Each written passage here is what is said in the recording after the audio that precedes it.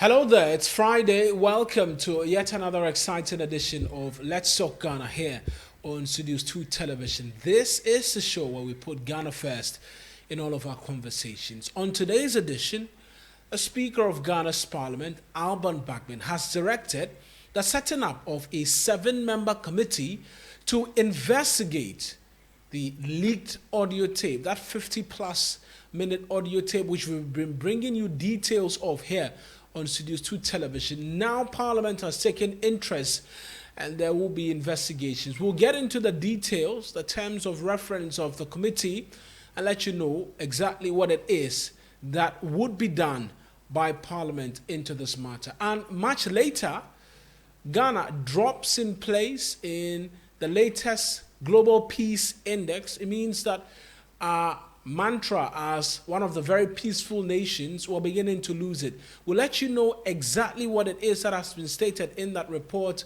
and get expert opinion. This is Let's Talk Ghana. We'll return shortly to delve into the matters. Stay with us.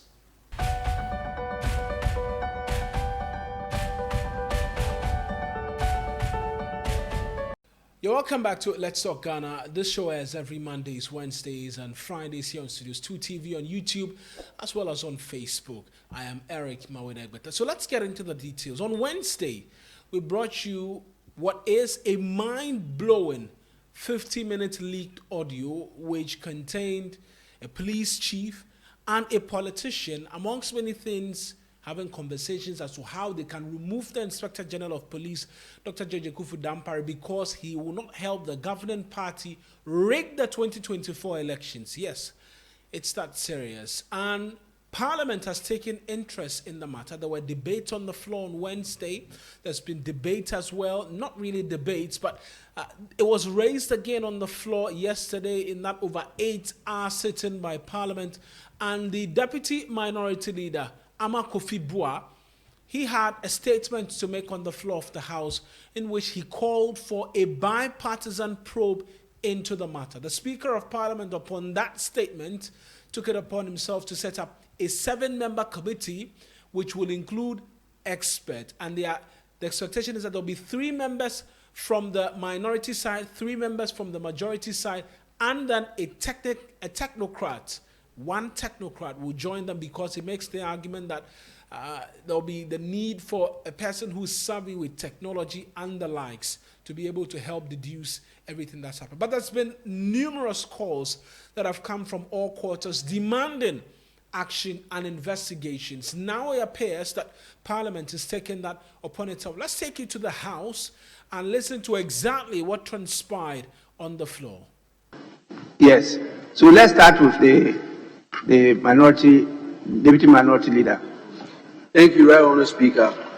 In pursuant to your directive on the floor yesterday, under Order 72 of the Standing Orders of Parliament, further to my request on the matter of urgent public interest for Parliament to probe into the authenticity and contents of a leaked audio recording in the public domain that raises serious issues of great public concern. Mr. Speaker, because of the time, I will ask the Hansard Department to capture the full text of my statement so that I can focus on the terms as you have stated. Mr. Speaker, I submit this statement for your kind attention, seeking to invoke the appropriate standing orders of the House and other relevant legislation for a bipartisan investigation either by a special committee of the House or Committee of Defense and Interior into this all-important matter. The terms of reference of this investigation will be to establish the following: the authenticity of the leaked audio recording, investigate the conspiracy to remove the current Inspector General of Police, investigate other matters contained in the audio recording, and recommend sanctions to persons found culpable where appropriate, and make recommendations for reforms where necessary. And 6, make such other recommendations and consequential orders as the committee may deem appropriate. Right, Honourable Speaker, I hereby submit for your kind consideration. Thank you. Yesterday we had a lot of comments from members. I don't know whether you are still interested in making comments. If not, You don't have a problem.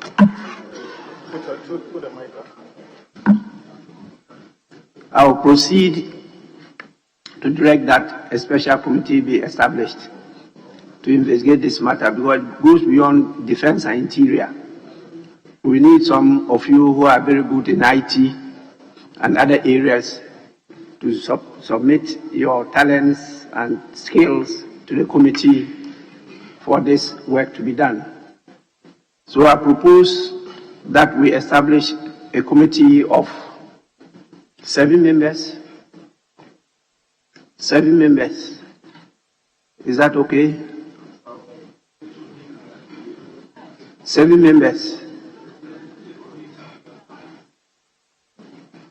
Leadership will nominate 3 from each side of the house, and we'll get a technical person to add to make 7. That's why I'm calling it a special committee, so that you investigate this matter and then submit your report. So I await the nominees from the 2 caucuses, 3 each, and then a technical person will also be nominated to assist the committee in its investigation and report to the House. I so direct. Leadership, please, within 1 week, we should get the names submitted.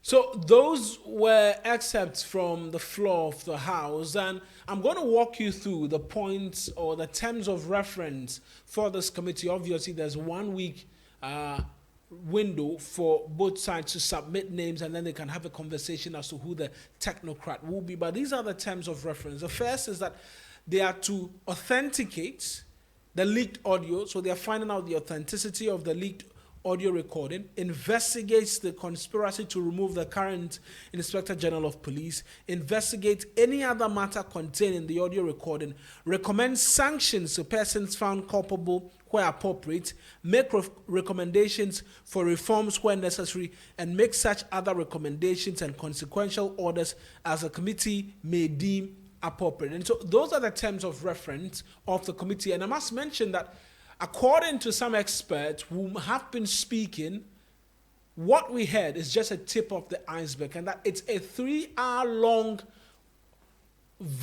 audio-visual recording actually.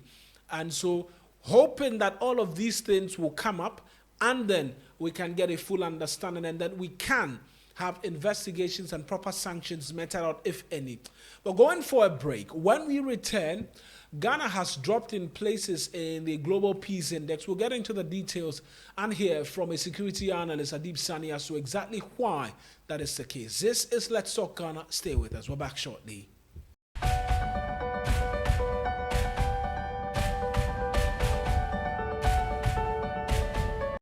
Right, you're welcome back to Let's Talk Ghana here on Studios 2 Television. And I was telling you about how Ghana has dropped in places in the Global Peace Index, and Sierra Leone has overtaken Ghana as the most peaceful country in West Africa.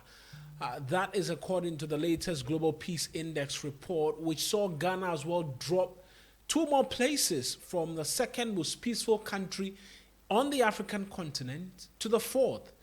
Let me walk you through the details as has been cited here on Studios 2 Television. And so now, according to what we have, Mauritius is the most peaceful country on the African continent, followed by Botswana.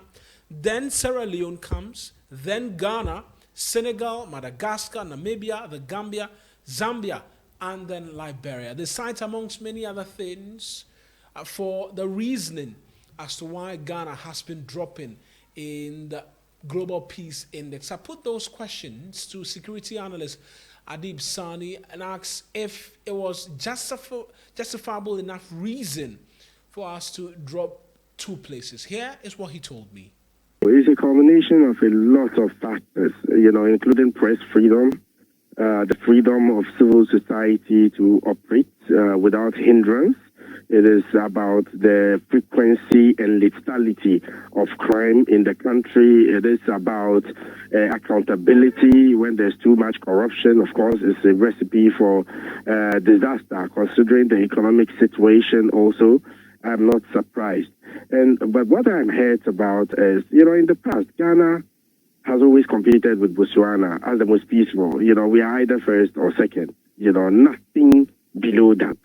And it's sad today that we seem to be sinking by the day.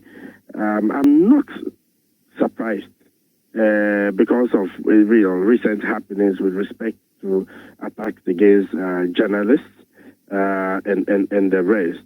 And it's a wake-up call for us as a country to put in place the right structures to regain, what do you call it? The position we enjoyed over the years. When you say a wake-up call, just briefly, who should be waking up to the reality that we could be losing this tag? The citizenry or state institutions? Everybody, but particularly with state institutions, the executive also. Because I remember when this government came to power, one of the first things they did was to close some radio stations and certain funny, excuses. And that, of course, affected even our ranking within the Press Freedom Index. And recently, the Global Terrorism Index published their 2022 report. Actually, 2023 report 4 last year.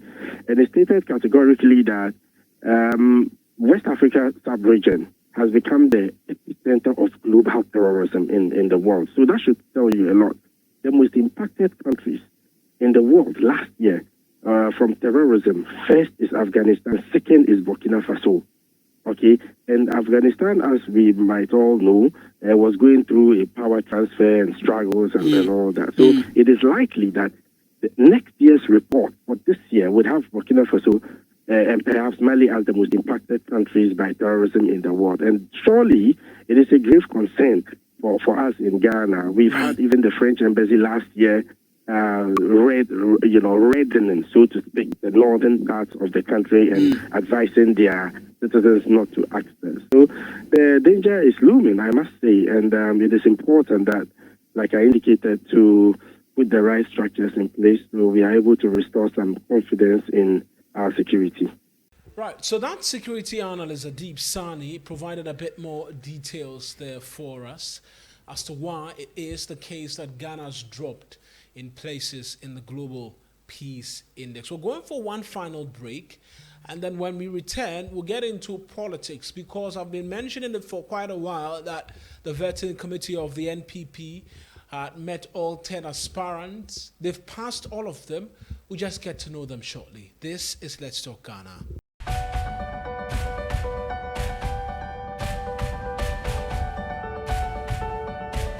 Right then, you're welcome back to Let's Talk Ghana. This is the show where we put Ghana first in all of our conversations, and we're going into politics now because the vetting committee of the governing New Patriotic Party has approved all 10 aspirants seeking to lead the party as its flag bearer come elections 2024. What is the case now is that come August 26th, here in the country, there will be the first ever special delegate conference where 900 special delegates will vote to bring down the number from 10 to 5 so that they can go on to the presidential primary on November 4, 2023. But who are the 10 individuals?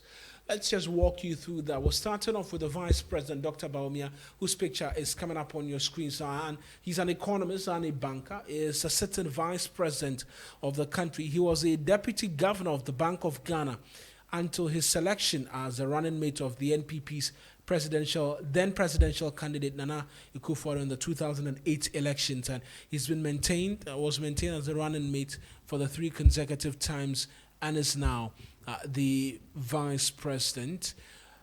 The next person is Alan Kojo Chirmantain, who is a former trade minister. He is an economist as well and a lawyer, served under the former president John Agyekum Kufuor administration before his reappointment by the president until his resignation early this year to enable him concentrate on his presidential ambition. This will be his fourth time that he'll be contesting the flag bearership race. Dr. Efri Akoto is next. He is the former Agric Minister as well.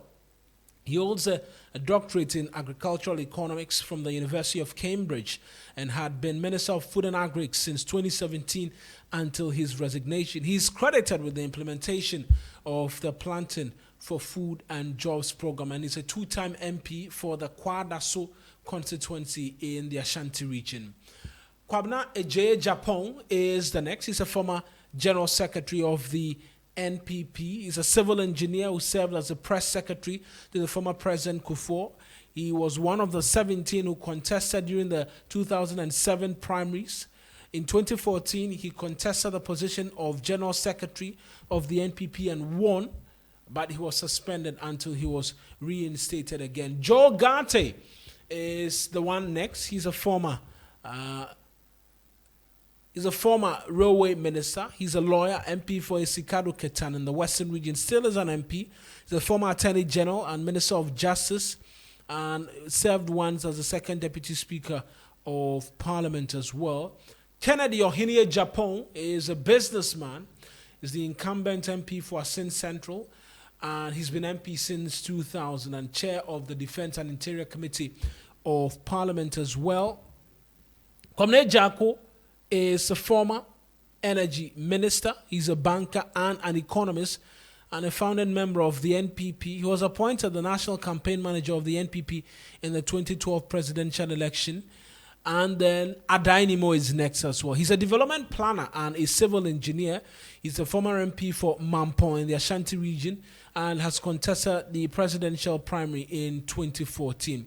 Dr. Konedu Kofi-Preku is next, an economist. Is a former Minister of Regional Cooperation and NEPAD, and also Minister of Trade and Industry in the Kufuor administration. And he's a member of the 2nd, 3rd, and 4th Parliament of the Republic. He also was one of the 17 who contested in 2007. The last person is Mr. Ernest Kojo Poku. He's worked on various projects for years at different levels in the energy sector, and he's currently the Chief Executive Officer and founder of FKD and Rauld Investment Limited. So those are the 10. August 26th is where the 900 will decide, and then we'll get a fair sense as to exactly what it is. But that's our show for you today here on Let's Talk Ghana. As always, a pleasure. We'll return on Monday with a bit more. Many thanks for watching.